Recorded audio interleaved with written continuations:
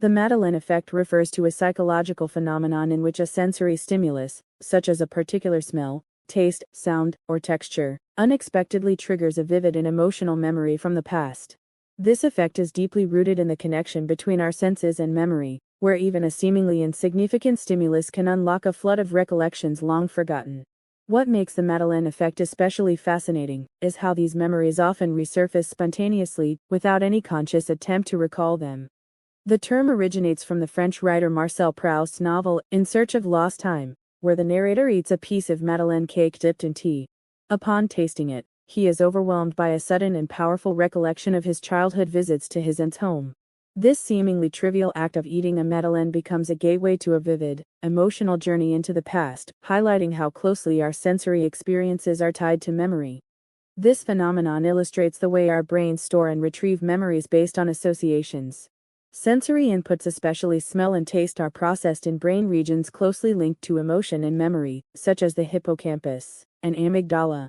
As a result, these inputs can often bypass the filters of conscious thought and bring forward memories in a way that feels immediate and immersive. The Madeleine effect shows how memory isn't always a linear or deliberate process. It can be triggered involuntarily and evoke complex emotional responses. Unlike intentional recall, which requires effort and often yields incomplete or vague memories, the Madeleine effect tends to evoke memories with exceptional detail and emotional richness. A person might suddenly recall the texture of a grandparent's old sofa, the warmth of a particular afternoon light, or even the emotional atmosphere of a long-past moment. These memories are often tied not just to factual events but also to the feelings that accompanied them, offering a layered experience of the past. The emotional depth of the Madeleine effect is what distinguishes it from other types of memory retrieval.